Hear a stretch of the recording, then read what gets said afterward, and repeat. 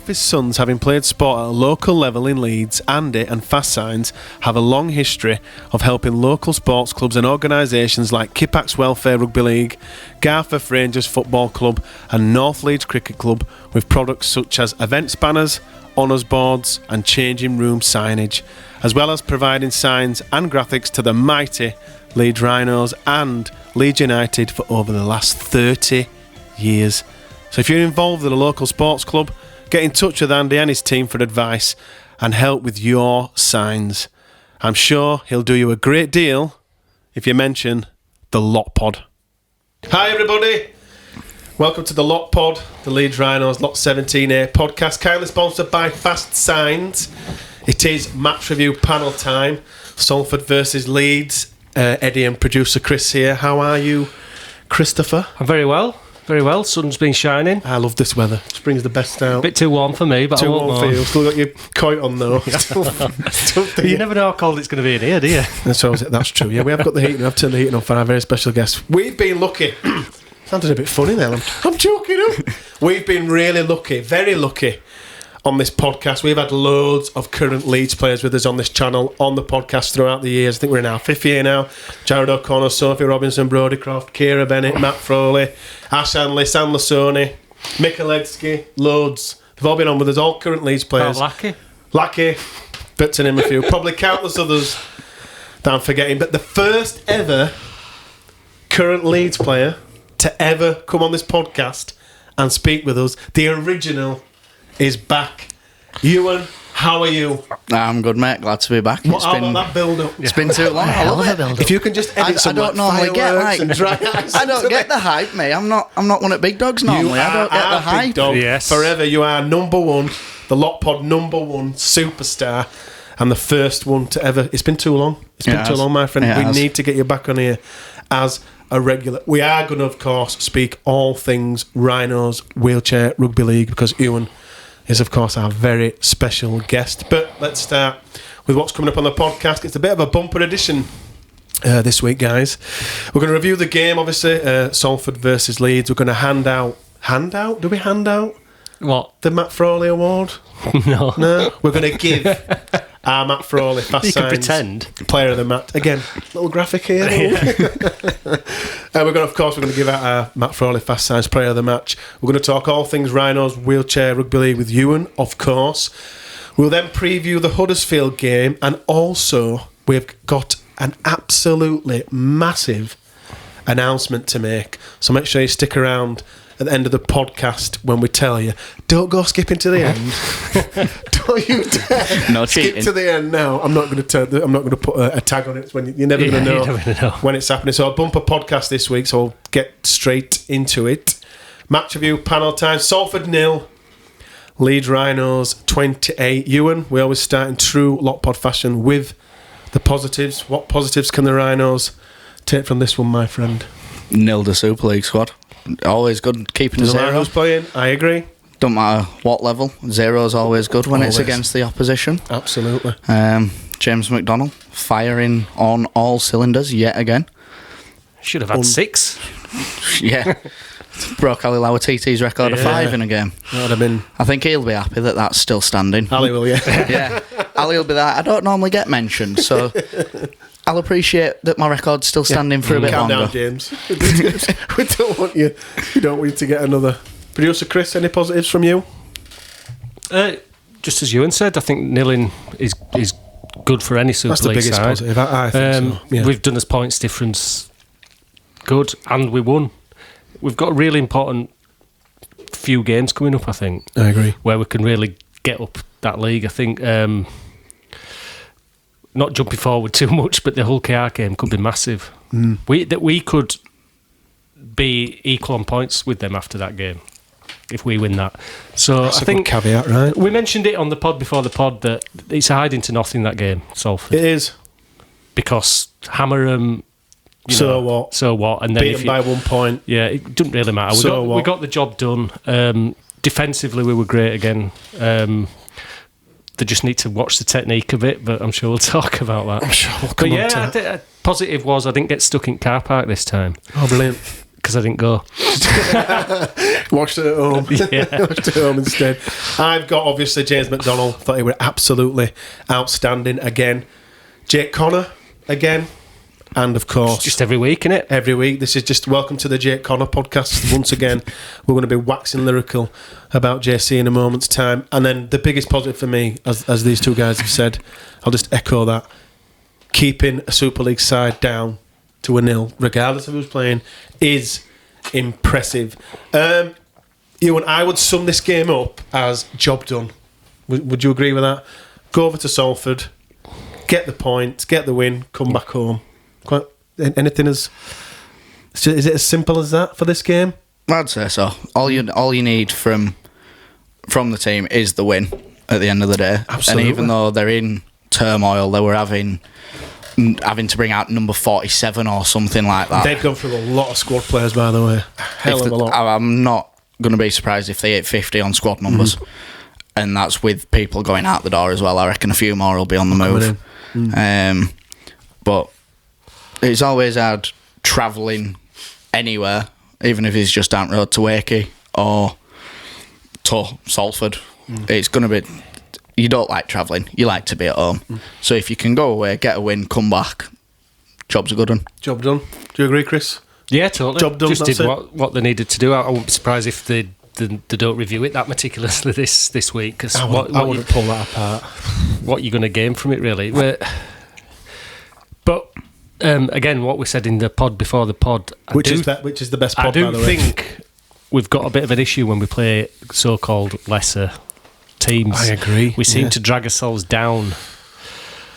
I don't think it's we think it's going to be easy. I think we actually try too hard, which is what Brad Arthur said, didn't he? You've echoed Brad Arthur, yeah. It's like they just need to calm down. And as soon as they did, they scored 3 tries, didn't they? Second half. And we played with 10 men. No, 12 men. 10 men. Yeah. Producer Chris's world. Played with 12 men for 20 minutes. Without, defended well. Yeah. So, there's not that much to go See you through. next week, everyone. I'm really glad we've got Ewan on, because I don't... I know, thank God. Duncan said that. Thank God Ewan's coming on. I'm not sure how we drag talk it about out, really. I think they just did what they needed to do. We've dragged out worse than this. I think over the years. I think Jack. I'd like to have seen Jack get a few more minutes than he did, but when he came on, I thought it looked great at hooker. You really like him at hooker, right? I think he's a hooker. I don't think he's a halfback. What? Is that the level you get? You know me. Laughing when you said someone's a hooker. You know me. What? 5 years. What am I supposed to say? Right, let's change the subject. Straight from kick-off, KP, Keenan Palacia, decides he thinks he's Adrian Morley, going back to the 2004... 2003. 3 Ashes. I think, or 2002 anyway. With a hit on... Was it Aitken? Did he hit? Chris Atkin won it, yeah. Sorry. Did you agree with the sin bin in you? And what did you make of that start, the start to the game there? First view, I just thought he was milking it, and then obviously camera pans round and he's bust his lip, and then you see it replay, and it is a shoulder bicep to the face, but it happened with both of them. They went to change direction, they've lost their footing and fallen into him. I agree. Like, it is defenders' prerogative to tackle the player safely, and it's on the defender to make sure they get low enough to tackle them safely. But when you've got someone falling at you, you can't just disappear. You can't. When you're going into the tackle, making that... Exactly, and if you were just stood there and he's fallen and he gets an elbow to the face, then fair, send him. But if you stood there and you're ready to wrap and he falls, and instead of coming in, it's hard to get out the way of. Did you think it was a sin bin, a penalty? What did you think? I can see why it was given a yellow, and I agree. in review, I'd probably agree with it. Yeah. I just think it's a bit unfortunate that he's had it 2 weeks in a row now. I don't think it's a bad technique, really. I think it's like you say. I was fine with the yellow. I agree. You know what I mean? At the end of the day, he hit his head with his shoulder, but he's set got a precedent for the rest of the game, didn't it? Yeah, and if he let that go, he'd have to let everything go. And he's not gone in with the intent to smack him with his shoulder, has he? Nah. Same with Mix. Yeah. It's just, should have gone maybe a bit lower, but I was fine with the yellow card. I don't think it were I saw loads of people saying, "Oh, it should be red." I'm like, it's not a red card, mate. Yeah, I agree. Jake Connor. JC. We are once again reviewing a Leeds Rhinos game, and we're reviewing another awesome performance from JC. Not on goal kicking duties. Was to begin with. He did to begin. To begin. Why would he? Well, he missed. He missed. That's it. Missed a couple, so Lackey took over. It's up to Lackey. An outstanding 40-20 again. 30-10. Absolute. I've got an issue with that. We ballsed it up again, didn't we? Off the back of that. We didn't make anything of it. Oh no, yeah. Yes, really annoying. You want to make something from the back of that, but it's one of the best 40-20s I've seen. It was huge, an wasn't it? absolute beast. 30-10 and it turned out to be, didn't it? Actually was 30-10. It's ridiculous. What have you made of Jake Connor this year, Ewan? I was an open hater of Jake Connor when he wasn't at Leeds, and sorry, Jake, if you're watching. Definitely watching. I could not stand him. Agreed. And then he's rocked up to us, and I think Brad's got into him and gone, look, focus on the rugby, stop. Forget the rest. He's not doing any niggle, is he, really? No, it's like might have a little chelt, but all it's the not crap like to the point where last year when where it's Saints they were playing and he got a little tap round face and he turned round crying at the ref. Yeah. And he's not at that level anymore. So he might turn around and go, what's that for? And that's it. Nip him bud. And Jake he's Connor carrying reborn. on. Yeah, it's like Jake Connor 2.0 and he's pulling all at strings. It's like Danny Maggs has been rebirthed, reborn into a different Did you hear body. that, Jay? That's massive kudos there. Danny Maggs. I love Danny Maggs. Yeah, best ever.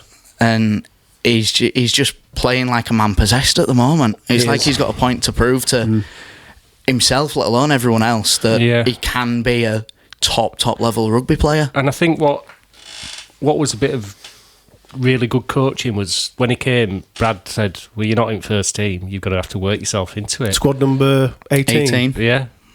Like, you're not my first choice fullback or first choice halfback. And I think that's just ticking him up a level, hasn't it? You mentioned that now, and you're right. You know, he's fought his way in. He's number 18. We didn't really know where he were going to kind of fit into this side because our squad depth is so immense this year.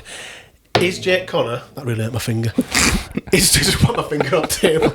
Is Jake Connor, done it again, the most important player for the Rhinos? At the moment, probably, yeah. Definitely. I agree. And take Jake Connor out this side, obviously, because now Brodie's done for the rest of the month as well. Yeah. Taking that into consideration, of course. I think if you take Jake Connor out this side, it weakens us more than any other Harry, Lackey, Mick, KP. Which we've not actually had that for a few years, have we? So it's not a bad thing. I mean, he's second on Man of Steel leaderboard. And I did say... You are going to keep bringing that up. I think you're onto something there. The ball, the wheels are in motion for JC to We've get said Man of Steel. multiple times in our group chat for Wheelchair Lot, he's getting man every time we play. It's Jake Connor's Man of Steel here. Man of Steel. Every time time he has the ball, he just seems to do something with it. And don't forget there's an Ashes test as well, but I don't think Sean Whale will even entertain it. But I don't if he keeps going the way he is Mikey Lewis and Jake Connor in Lewis and George Harry Williams. Smith. Harry Smith. I'm not a massive Harry Smith fan, but he's in top 3 halfbacks in the league, isn't he? Easy. I want him and He's the best. I want him and Brodie to click. Have some games together. They've hardly played together, have they? Because I think they'd be a really good foil for each other. I never thought Jake Connor would be like a controlling half, and he is doing, isn't he? This is a new Jake Connor. It were always more like, just give Jake the ball and he might do something. But he's commanding ball and dictating what we're doing, and setting up tries for fun. My expectations, as everyone knows, when we signed him, were incredibly low.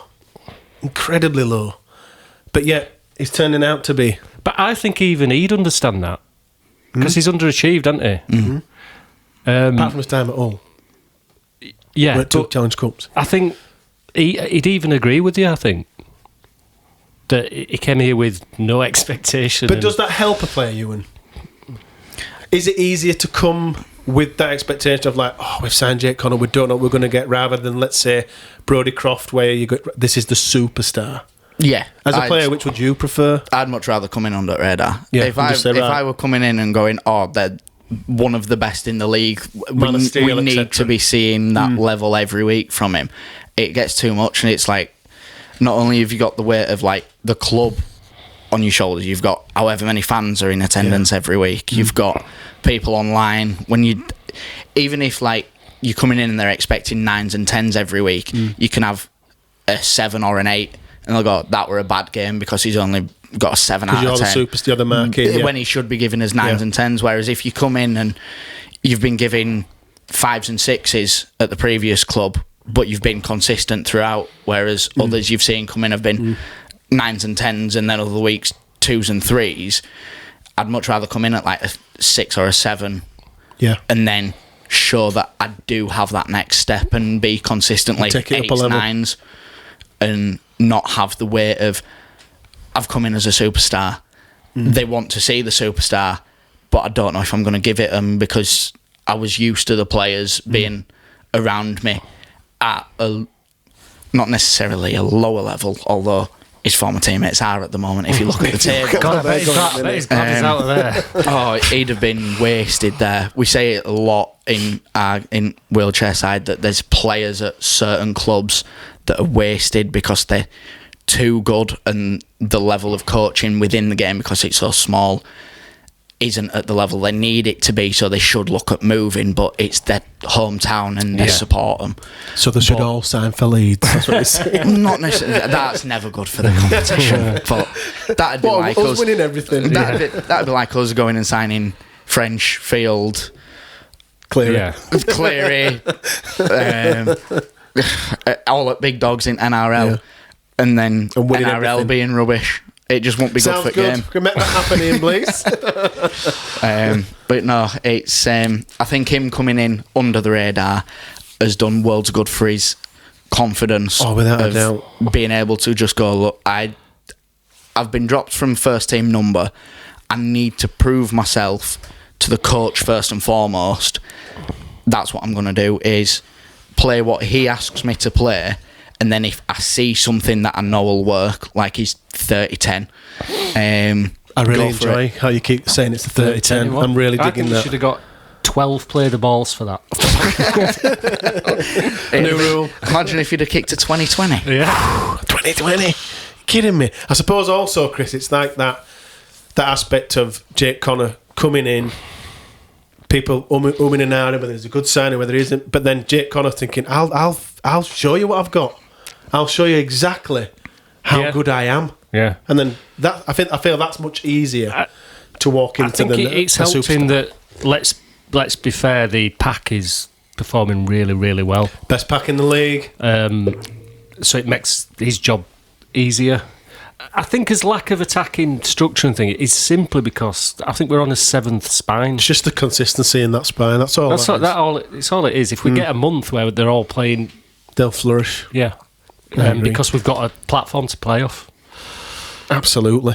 I don't think we've had a kicking game as strong and as consistent as we have, and that's only a couple of rounds in with Jake Connor, for a long time. I think this is we've been reviewing games for 5 years now. We've been saying that the kicking games are. Have we had a kicking game as strong as this for many a year? Nah, I won't say so. I don't think we have. I can't even think of like some kickers that we've had. I can't even remember who we've had. We had the odd flash, and I mean it was potentially 2 games from Blake Austin. But other than that, I think when he wanted a contract, his contract, I think we're going right back to Kev here. As a consistent. I think that's how long and how vital JC's kicking game is. But I think Jake's kicking game's a bit different, isn't it? To what Gale did. Yeah. Gale was very controlled in the manner of kicking, wasn't he? Whereas really Jake's got the boot that'll go 2 mile in air and make defenders wish they weren't born. Yeah. And he's going to kick those 30-10s as well, isn't he? Yeah. He's got that into his game. Just looking ahead for a minute to 2026, Frawley's is off contract at the end of this year. We don't know who's going to get a new contract, or we'll look ahead very briefly. Going into 2026, 3 half-back options. Croft, Connor, Sinfield. Would you be happy with that, Chris? If Leeds didn't sign a half-back, I think they'll sign another half-back. You think we'll bring one in? I think Jack will be 9. You think he'll be? Yeah, plumb for the hooker.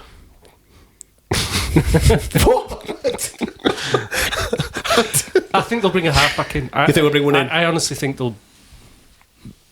It's very rare that you go through season having your first choice half-backs. Well, we're doing it now, aren't we? Constantly. So I think they'll bring someone experienced in. But I think Connor will end up with a 7 shirt. That's a shout, yeah. Next year. If he carries on. Yeah, he's going to have to be. Well, he might not be bothered about the shirt number, he might not. Some might wear 99. Yeah. Might wear 69. What do you think, Ewan? Do you think we'll go in with those 3 half-backs, or do you think we'll sign another one? A bit more coverage? I reckon we'll end up signing someone. I know there's... Obviously, Brad's still umming and ahhing whether he stays or goes. There's been a few conversations I've had with people where they've gone, sign Brad's son, bring him over, complete the family, keep him here, give him no reason to leave, whatever it takes, give him absolutely no reason, because he's missed his son's debut in NRL. Yeah, bring him over and get him in there, because we were looking at is he a half? He's a 7.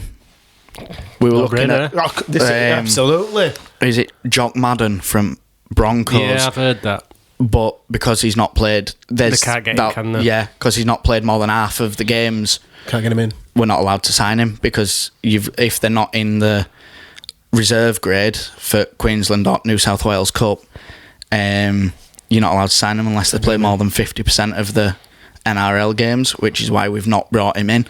But if Brad's kid goes and plays more than half at games this season, there's nothing stopping us from bringing him to keep Brad over. Give him that contract. It's worth it, Leeds. Just on Brad Arthur, I thought when they do the presses and they're all sat there in the dressing gown in the bathroom or whatever. Yeah, no, I don't watch in 2 days. I thought they were being a bit harsh on him, hammering home, are you signing? It was obvious his son were making his debut.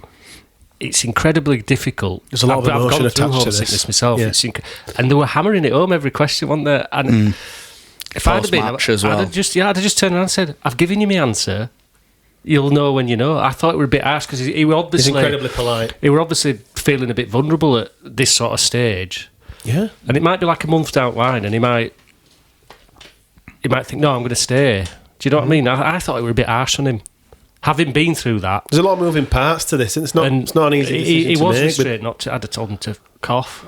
Yeah, could be an ear right, none of your business. Well, get stood on, mate. That was an Australian And then accent. all it does is fuel. Yeah, he's not going to be here next year. Brad's home. That's what they want. They want the story. He's not going to be here in a month's time. To churn it out. I just found it a bit... boring. It's sort yourselves out. Well, repetitive. I find them press conferences like that every week. I think you're the only person that watches them, Chris. I don't. I watch them for about 5 minutes and go, I've had enough of that. Yeah. Let's move on. Rid of that. Yeah, let's move on. Good idea. James McDonald, absolute star performance, 4 tries. And to be fair, he's really picked up some fantastic form since Duncan said he were not good enough, right? True. Just saying. Just a coincidence. Duncan, can you tell the rest of the team that they're rubbish, please? This year, he's made 225 tackles for the season, which is 6th in Super League. McDonald also has a 93% tackle efficiency, which is an enormous effort. He's a Brad Arthur player, absolutely, isn't he? And accuracy. And Brad Arthur said this after the game about James McDonald. I'm really happy for him. He's worked really hard defensively over the last month. He's been one of our better players without being noticed a lot. What have you made of his performance at Salford and his year, Ewan? He's been quality for us this year. Obviously, going into the back end of last year, we knew Reece were leaving. We knew that 12 shirt were going to be getting filled by someone. Yeah. And at the end of year Rhinos Awards, I actually stood and spoke to him for a bit and went, look, if you don't get that 12 shirt after the season you've had, we'll be bringing someone massive in. Yeah, and then squad numbers got announced and he'd got it. Yeah. And I think he's filled that role perfectly. Like, it feels to me like he's a bit of a Carl Ablett underdog. Yeah, he said That's high praise, absolutely. And he just gets overlooked every week. High praise. He just gets looked over every week, and he does his job, he does it well, and he does it every week, and there's not much else that you can ask of him. You need that as well, don't you? You need somebody like that. You don't always need big, flashy doing flashy plays. You need a workhorse like that. But I mean, he's getting over the line, isn't he? So he's obviously building up this nice little with Jake Connor. Yeah. Really nice lines and sort of knowing what he's going to do with them kicks. Is he off contract? He is. 5-year deal. Yeah, well, he shouldn't be off contract. I can't see him. The only thing a new deal on his lap. He'd do well at NRL, wouldn't he? Yeah. So just look at Matty Nicholson. Yeah. About to say he's a miles better than him. If his heads get turned with that, but I'd be giving him a nice deal. I think he's a cracking player. I don't think he'll get through that many more games without that contract falling onto his lap. Yeah, brilliant. Leeds took control in the second half, really, didn't they? 2 quick tries from McDonnell, 16-0. Were you concerned about the attack up to that point, or not really? It were always going to sort of blow out a bit. It did feel inevitable that we were going to get something on the board. Salford couldn't get over the line. Yeah, they had a inch change less than us. Yeah, they did. They changed the squad. It would just. I was just pleased when we scored straight away with a nice try. Yeah, because I was like, oh, that settles it. Yeah, that's it now. I know it's only 12-0 or whatever it was, but that's game over really. So done from that point. Yeah. Lachie Miller, returning from injury, looked as influential as always from fullback, scored a try, kicked 4 goals. What I find most interesting about Lachie is he's fresh from a long-term injury, and his numbers in recent form is being fantastic. He's just going to get better and better the more, because he's still returned from injury. What have you made of his year and his performance at Salford? I was looking at numbers. You know, they do the head-to-head. They did Briley versus Miller. Miller's played, I think it was 3 less games and already had more metres than Briley. 3 less games? He's only, I think at that point, Briley had played 5, Miller had played 2, and he were already like 40, 50 metres more ahead. I bet he had more tackle bust. Yeah.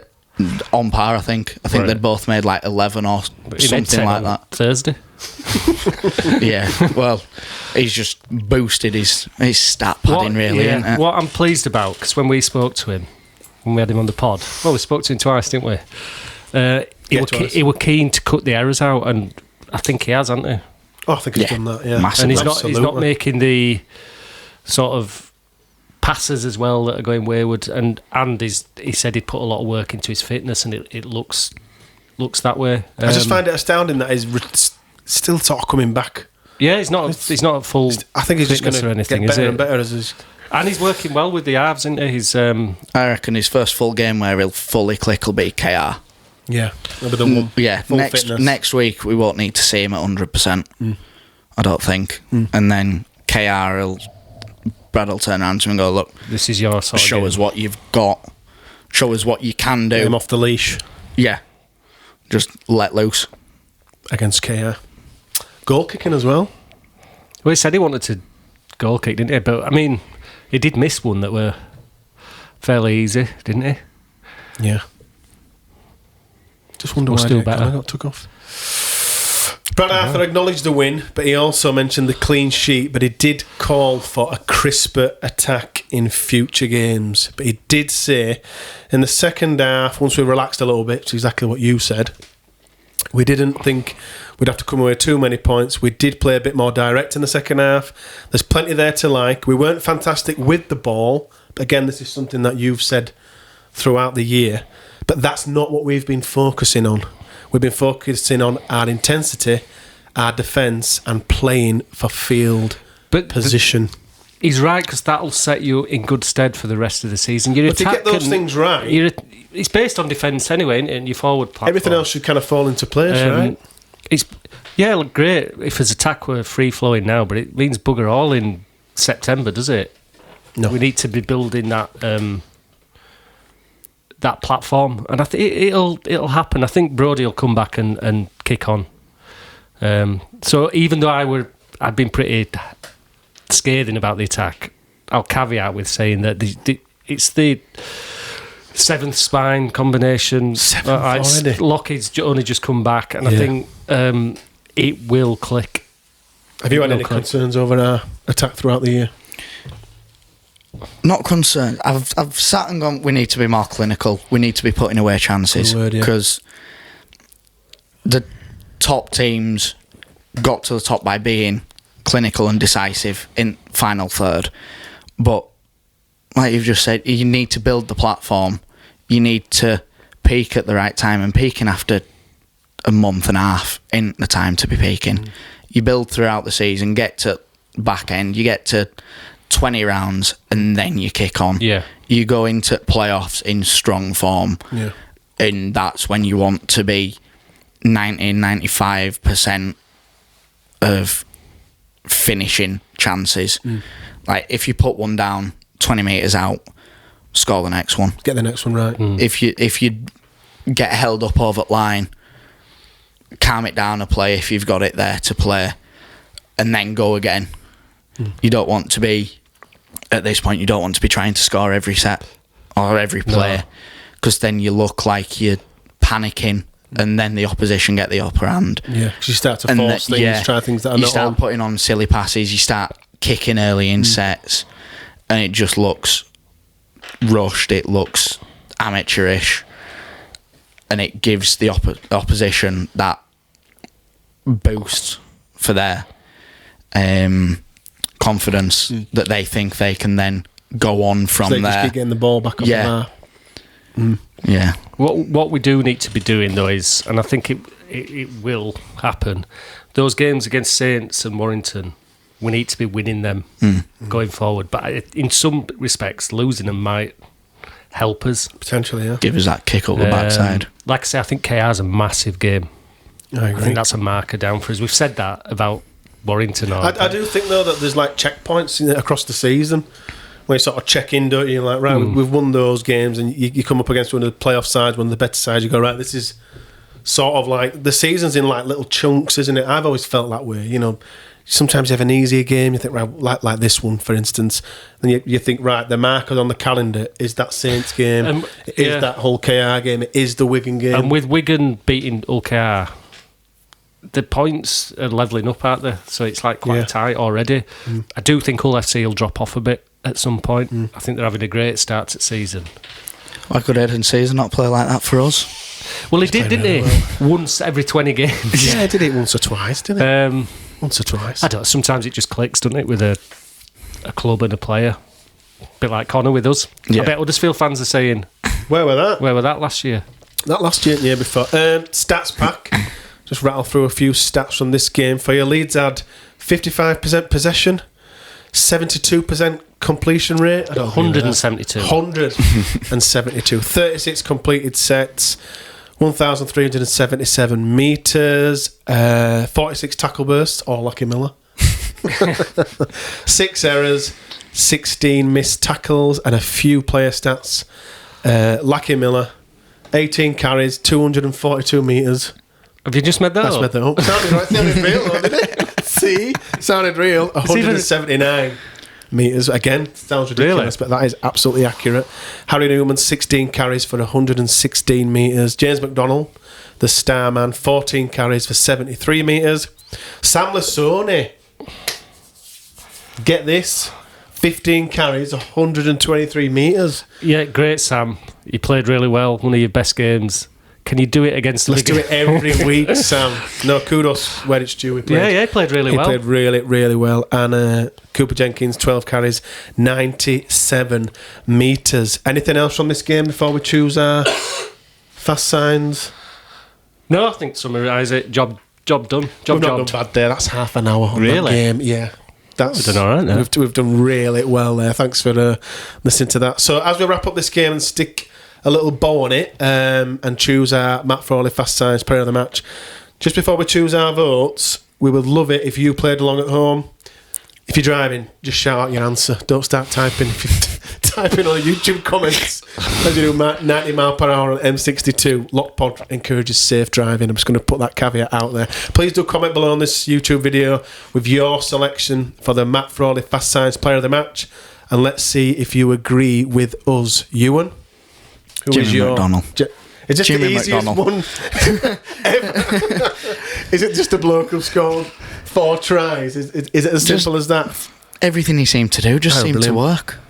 He'd have scored 5 if Harry had. If he didn't decide he wanted to go play NFL. Yeah, that's true. To be fair to Harry, we were walking for him. He should have just. He was trying to give him a go.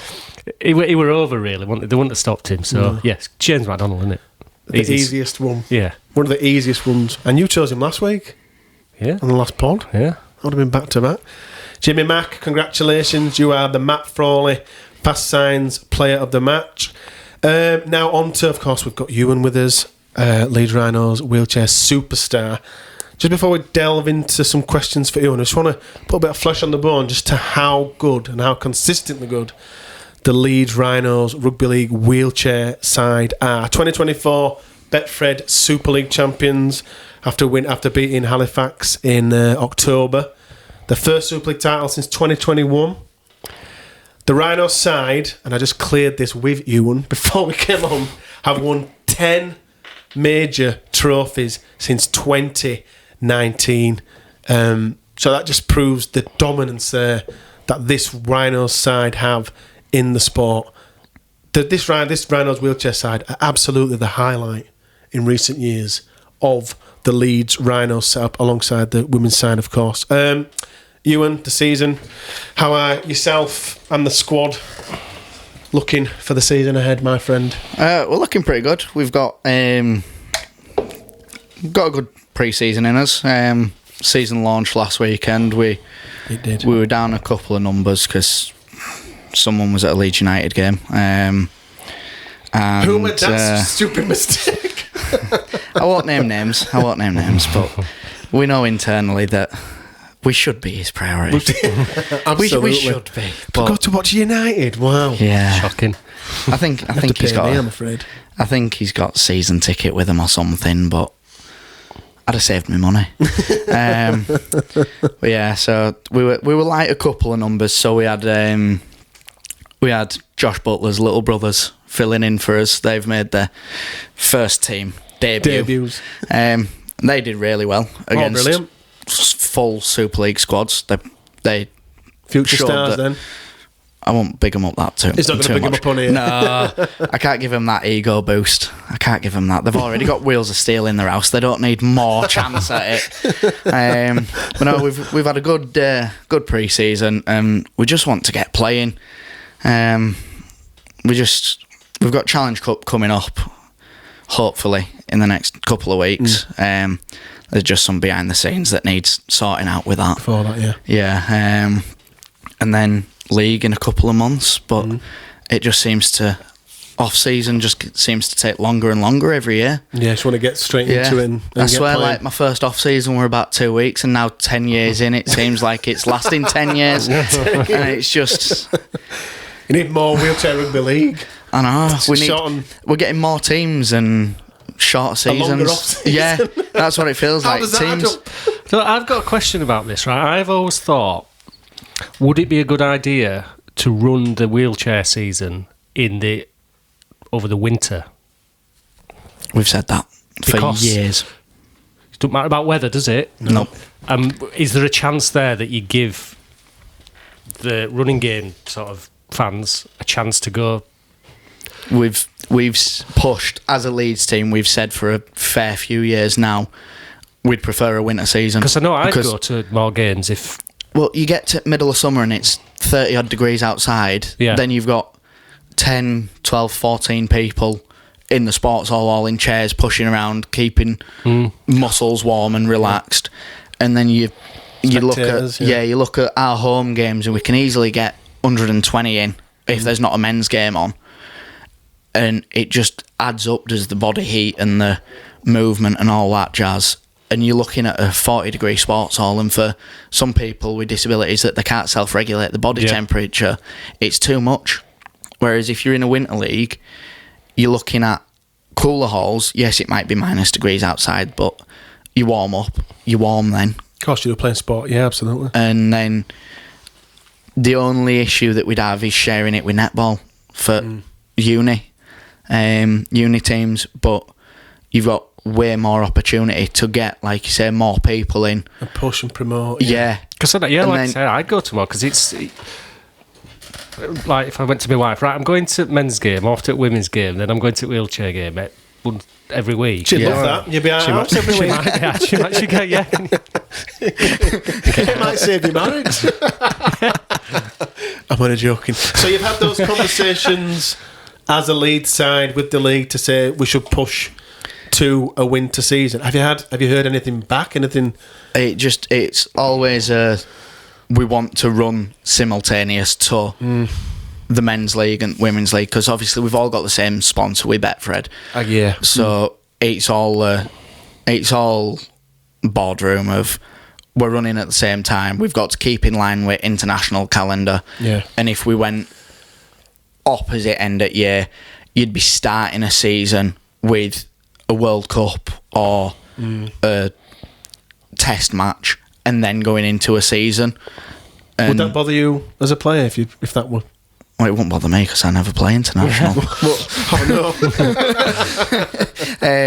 No, for me it won't make a difference, but for the likes of like Tom Halliwell, Nathan Collins, going into England versus France, they always come away a bit battered, a bit bruised, because tough start. They hate each other, the English and French teams. So they probably enjoy the finishing the season, getting a massive blowout, then resting up. Yeah, and then resting up for a couple of months before we get back into fitness and like. So I suppose from that angle, it makes sense. Yeah, and like. If we went to Winter League, we'd get more broadcast time. Absolutely, we get 2 games a year at the moment on TV, and that's the finals. You're gonna get a lot more because that time of the year, the more creative. There's nothing sport, on. Yeah, there's football, and that's football's boring. But like, I think we dwindle on numbers in viewership because we're on at the same time as something else, as big games in like the Premier League or whatever. Yeah. And that's a monster in itself, and no one's going to compete with Premier League. Not any sport, yeah. And then, like, because in winter you haven't really you've got replays going on, haven't you? But it's been an internal conversation with Leeds squad that should the opportunity arise to, if it ever happened, cast a vote, we'd all prefer a winter league, because you've got people that, like myself with 2 kids, you've got to put holidays on hold. You've got people that have got other like broader family that go away with like cousins and aunties and uncles that they then can't go away with in summer holidays because we've got 4 weeks worth of games in August and leading up to playoffs and that. Really important time in the calendar. Yeah, that you just can't. So afford we to just miss. can't. We can't just take. Oh, you've got to weigh up whether you're going. Yeah, like there's been 2 year on bounce. We've been on holiday somewhere. I've took a weekend out of my holiday to come back and play again. Yeah. So you've been on holiday. I've been on holiday with your family. And you've gone. With missus and kids 2 days. And wow, family. That's massive commitment. Last year we got lucky because it was London away, and we were staying on my partner's uncle's farm in Cambridge. We were halfway there. So you cut down your holiday. I took a day and a half out of my holiday down there. You and that commitment's unbelievable. Yeah. I've done it 2 years in a row now that we've done it, but it's incredible sacrifice. Absolutely. But yeah, like Tom and Josh are cousins, and they live just up road from each other, but like they've got other family that lives in the area that go away in August, and then we've got 3 weekends of fixtures, so they can't go away with the family. They've got to stay at home and miss out on holidays, even if it's just going to like Cornwall or Devon. They're staying at home doing gym 3-4 times a week because they're playing at the weekend. That commitment is what's got them to the top at game. But got them to where they are. Yeah, they're missing out on family time because of it. Just things that people wouldn't. Well, I wouldn't aware of that. I'm sure many of our listeners and viewers just aren't aware of the sacrifices that you make just to play this amazing game. It's absolutely unbelievable. Yeah. So, do you, as a Rhinos team, do you set targets ahead of the season? Is it just as simple as let's go win it and win that treble again? Yeah, that's the aim at every year. Yeah, it is as simple as that. We go out there at end of season, look at what we've achieved, and go, right, we need to do one better. Yeah. And if one better from the treble is retaining the treble, do it again. Then so be it. And if we didn't, we look at what we missed out on and why we missed out on it, and we go, right, that's what we need to work on. No more holidays. No holidays. Everybody in the gym 4 hours every day of the week. Absolutely no one on annual leave. Everybody, make sure your hands are rock hard so you don't get blisters. We can't have time off for a little blister on your pinky. But no, every year we get together as a group at the end of the season and just have a like end of season meal or like a couple of drinks or whatever. And then just go, look, line under it. We'll look at what we did well, what we failed at last year when we come back in New Year, and then look at where we can improve and develop on that. Yeah, this year it's Challenge Cup we missed out on, so that's a goal. Well, yeah, League Leaders and Super League trophies staying where it is, and Challenge Cup's coming on. Absolutely, that's the goal for this year. And then in terms of the opposition, who should we be looking out for? Is anybody stronger this year? If Halifax got come back from Australia. Yeah, Jack Brown's coming back. And he's a hell of a player, isn't he?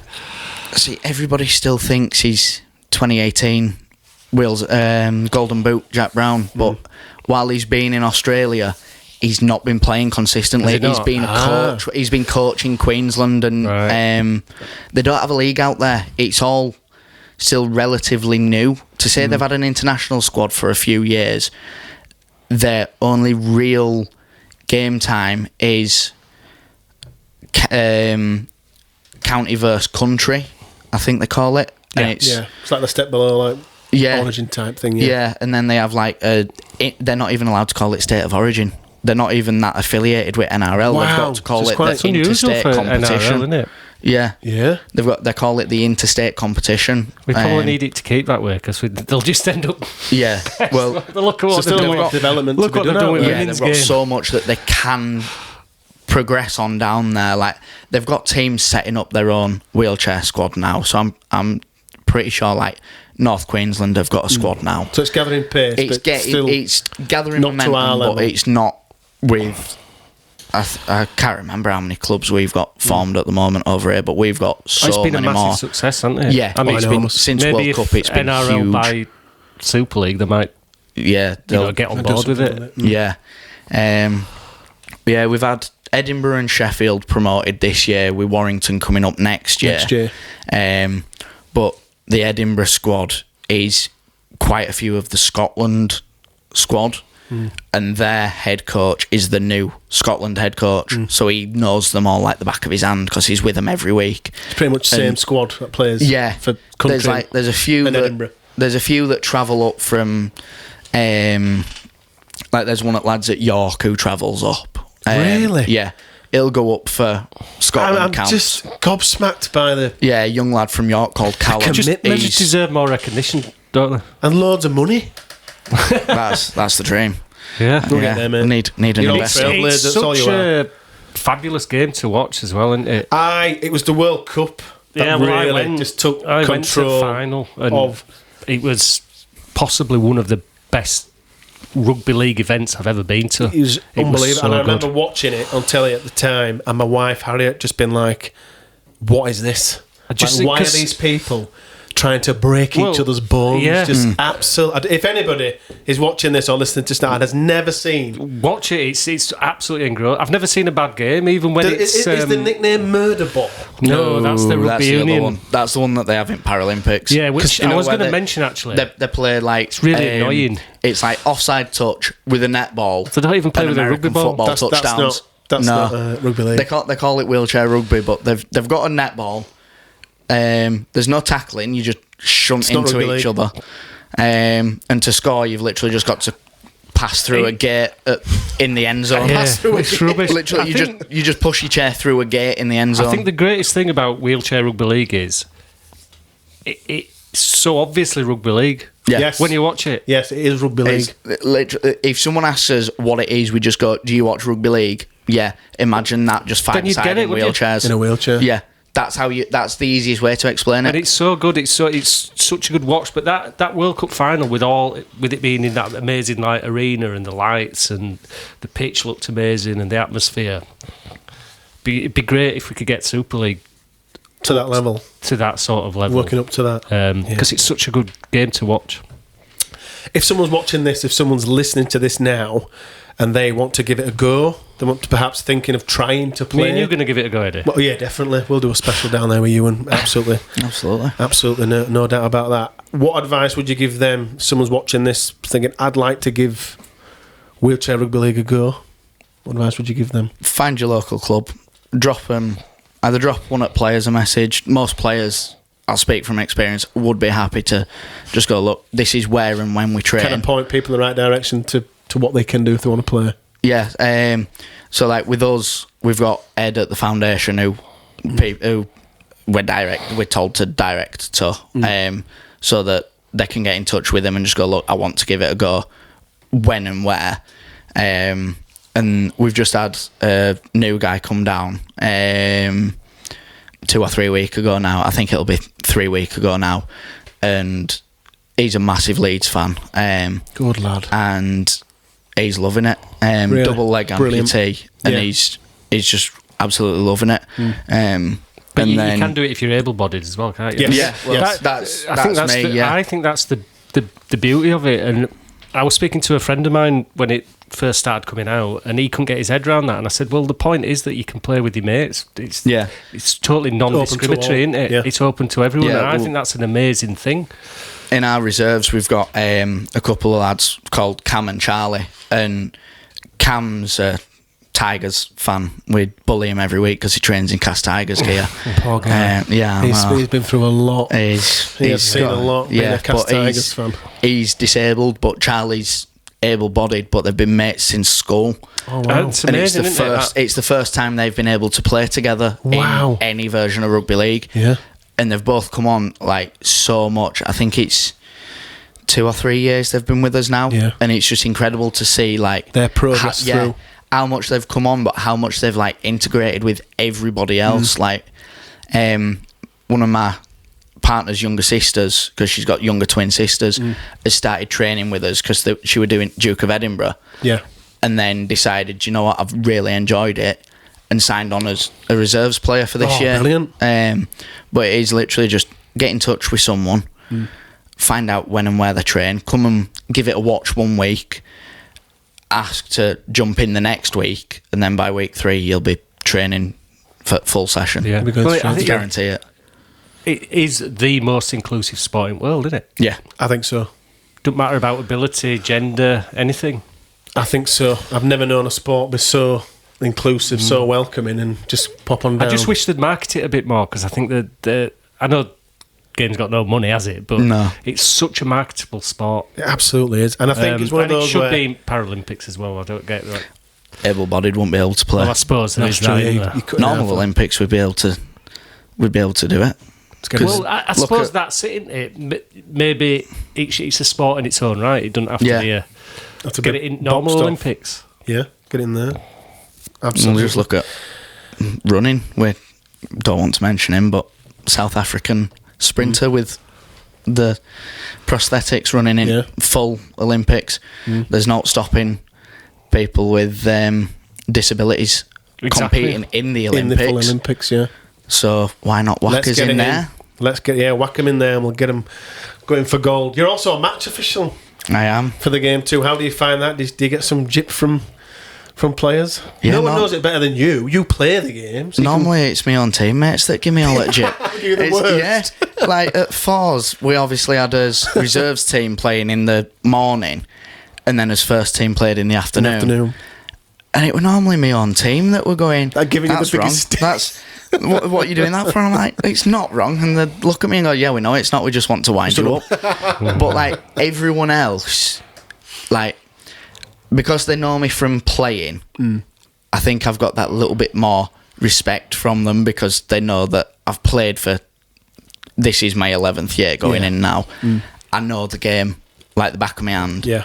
I've been around the game longer than, I reckon, half the match officials at the moment. Wow. Even though this is only my second full year reffing, I've known the rules for 10 years. So I think the players that I officiate are normally at championship level because I can't do Super League due to conflict of interest. Yeah. But the players in the championship... No, you're not allowed that 4 metre forwards... 4 metre backwards pass that was a clear try. I'm not allowing that one. Not allowed. That French touch judging World Cup final. Yeah, well, less said about him than one of the best things I've ever I'm the lead official from that game. I'm actually quite good mates with Ollie Cruikshank, and he was saying to me after he couldn't believe what he were watching. Yeah. But I was sat at home just going, what is going on? Like, why is this turning into a circus show? It's meant to be the big spectacle at the end of the tournament. What's going on? It was bizarre. He had his moment. He had the spotlight, and he took it. And he made it all about him. All the championship players seem to go, "Oh, you've played at the top level. You've won everything.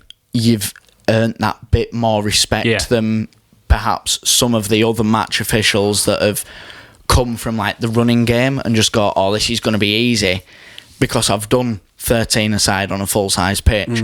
This is 5 aside." It's a bit slower because you're lugging 15 kilo of metal under your ass.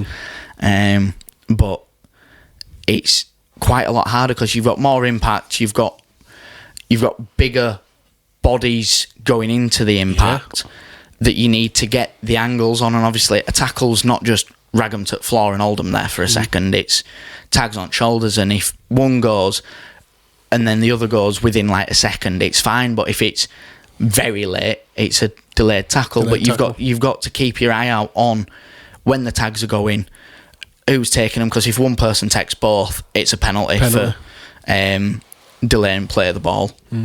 And it's just one of them things that playing, I don't think the referees that don't play appreciate how hard it is to play. But because I've come through playing and then gone, do you know what, I'm looking into the future here, I want to become an official as well. I don't think they appreciate how hard it is sometimes to not take that second tag or to make sure that you're like square on at the play of the ball. But it's nice having that bit of respect from other players because I don't really get the back chat from anybody. No, been there, done it, living it. Like when I started and I was quite young playing, I were a bit of a hothead, and if something didn't go my way, I was going to say this because you are playing, but you are an official. So when you are playing, do you have more respect for those officials who are officiating your game? Is there times when you've sort of when your teammates might say, "Oh, I don't agree," and you're like, "No, guys, that is a knock on. That is a..." Yeah. So there was throwing it back a bit now, but to last grand final we had before Leyland team moved to Wigan when Wigan set up their squad. There were Martin Norris had a dropout kicked at him from Tom Halliwell. It's come off his front bar and then he's caught it just before it's hit the floor. It didn't look like a knock on, but because he's used his chair to control it, it's moved forward before he's caught it. It's been given as a knock on. And at the time I'm just like, what? Because I want a match official at this point. I'm just like, why was that given for that? He caught it. But then speaking to the officials that gave it and learning more about a bit more of an understanding around it. It was it made more sense to me. And then obviously the longer you go, the more stuff you understand, the more rules that come out, the longer you've got to take to look at it. And things change every year for us, same as the men's and that. Things change every year. Rules come in and the game's growing and adapting. I've got refs that have only been around for a few months going, why did you give this? And I've got to actually explain the rule. Break it down to them. And obviously if you can't teach somebody else something, you don't fully understand it yourself. So I'd go home and challenge myself with some, like, sometimes I'll just go, oh, I'm not too sure about this, so I'll go look it up and make sure it makes sense to me. And then I'll teach my partner about it. Because then you can explain it then to anyone that asks you. So like... you can pass on that knowledge. If I can... My partner never watched rugby or any sport until she started dating me. And then she's jumped on rugby bandwagon and she loves it now. That and darts are her favourite. Yeah, so like she'll be sitting there meant to be working and she'll be watching rugby going, why did that not get given? And I'll be there like, I didn't know you knew that rule. When did you learn that? And she'll turn around and go, you taught me it literally like 2 weeks ago. Do you not remember? And I'm like, no, I've slept since then. Well done for remembering, because I didn't remember. You're clearly a good teacher. I'll do my best. But like we've had last year when I was like doing championship games for like Wakefield, they had sisters who were both deaf. But Wakey'd request me to ref the games because wow. I had I'd take the extra 30 seconds to explain my decisions to them. Yeah. Because the lip read, they don't sign the lip read, so I'd take that extra bit of time for them just to explain what had been given, so they knew what was happening. Yeah. But now they've come to us. So I don't know whether... Obviously, I won't be able to officiate their games, but I think I should be allowed to walk the touchline and explain something to them. Just so communication goes to them. Just so they know they've got someone that they trust they can turn to. Yeah. But all that's come from officiating the games and building that relationship on the field, which all the refs are great and will stand around and chat to you about anything that you fancy chatting to them about. But like sometimes, like in the past, we've had refs just go, no, I'm not explaining my decision to you. Really? I've made my call, get on with it. Yeah, get on with the game. Yeah, my decision, I'm not going to change final. it. Yeah. And it's that, and we've got to turn around sometimes and go, we're not questioning your decision. Just want a bit more transparency. We just want to know why you've given it. And yeah, I just think being able to give them that extra 30, even if it is just 30 seconds, absolutely, it builds that relationship so they question you less. Yeah. And you get that bit more respect from them, which means you're more likely. More as well. Yeah, exactly. I agree. Well, that's brilliant. Everyone, make sure you get down and support the Rhinos Wheelchair side, because they are the absolute pinnacle currently of the Rhinos, of the Leeds Rhinos banner. It's time to look ahead to the men's next game, which is Huddersfield at HQ. It's the annual family day game too, and tickets are really cheap. I think they're a £5 for called kids. Rivals round, isn't it? Yeah, Rivals round, family. Huddersfield. Yeah, we're running out of rivals. Bring Bradford. Let's get yourselves down and let's get a bumper crowd in for this one. In terms of the squad, looks like Callum Watkins is going to be available. Producer Chris, does he come in? And if he does come in, for who? I think he'd come in for Bentley next week. Right. Any specific reasoning, or is James Donald's on fire? No, I just think he's done nothing wrong on Bentley. I just think that'd be if you're going to slip Callum into the back row, that's who I'd take. But he might play 13, and we'll see whether any bans come up. But that's a good point. Yeah, I think he's capable to play 13. So that's where we might see him. But he's got to come in against Huddersfield. Do you agree, Callum, straight in?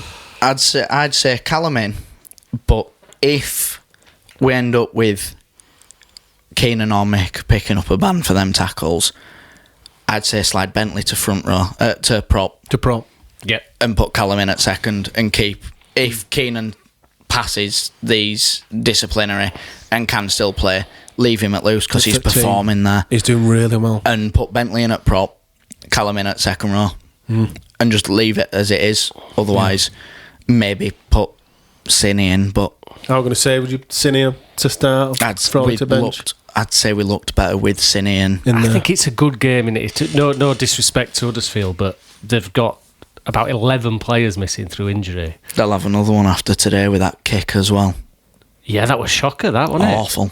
Catalan's player went to score, and Huddersfield player, I can't remember who it is, kicked him inside of his thing. Second row, number 12 for him. And they were like, what are you doing? Yeah. There were absolutely no need for it. He got a yellow card, but I think it should be a ban. You can't kick somebody, can you? No, I reckon he's going to get... So yeah, no disrespect to Huddersfield, but it's probably a good game for Jack to start. Jack and JC in the halves. Yeah. Frawley on the bench. That silence is definite. There we go. Well, no, I think you'd put Callum at second row and put Bentley on bench. No, Frawley gone. No space for Frawley. I mean, I agree. I'd definitely go with Jack and JC in the house for this one. 100%.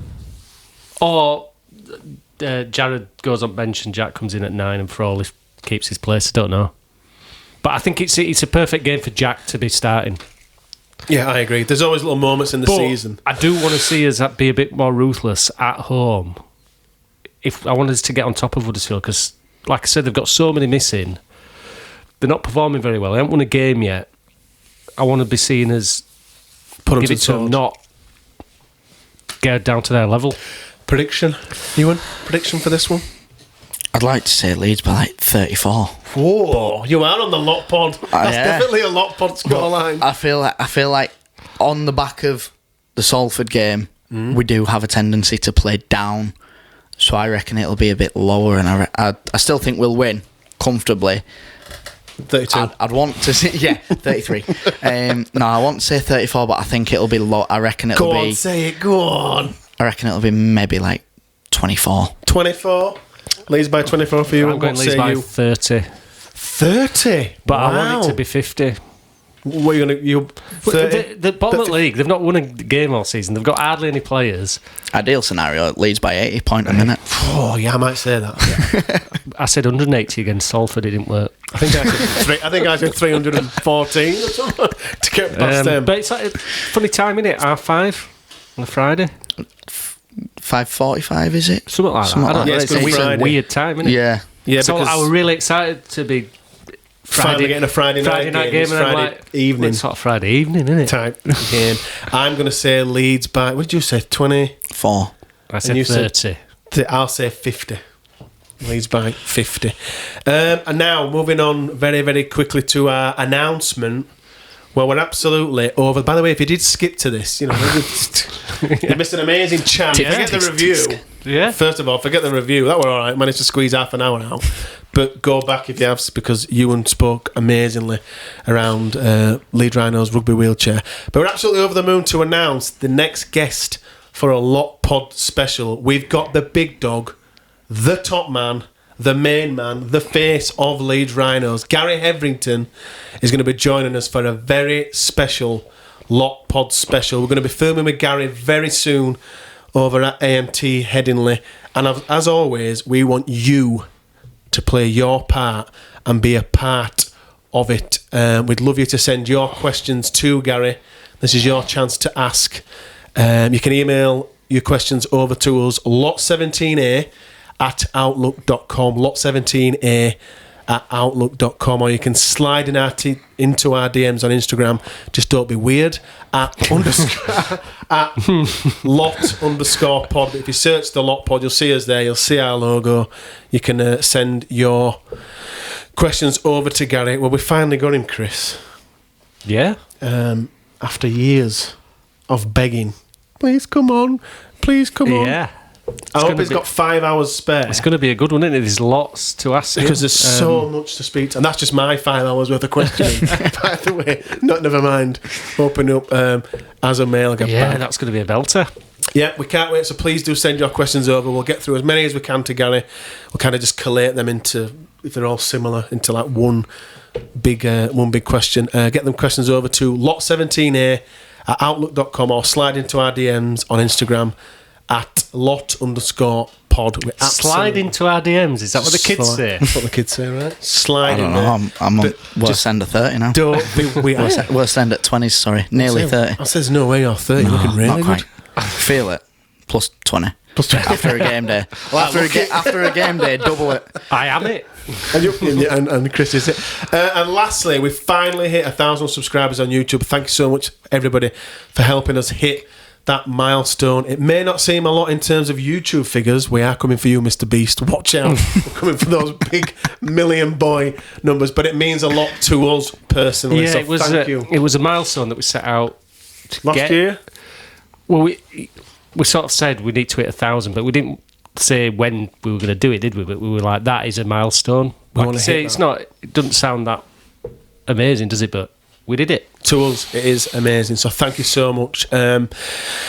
If you are watching this, please do subscribe. Like and subscribe. Because we want 2,000. 2,000 now. Making our way there. So thank you so much, everybody that has subscribed. If you're listening on Spotify and iTunes, please do leave us a 5-star review. It just helps boost us up those podcast charts more than you know. And finally, please don't forget to follow us on Instagram, Blue Sky, and TikTok. Just search for the Lot Pod, where then you can keep up to date with everything we do through the week. Thank you so much to Ewan for joining us again. Yeah, we definitely need to make him a regular for coming back. Absolutely outstanding. Chris, you were all right. Thanks as always. We'll see you all. Thanks for watching. Thanks for listening. We'll see you all for the Huddersfield Match Review Panel Podcast. Take care. Ta-ra.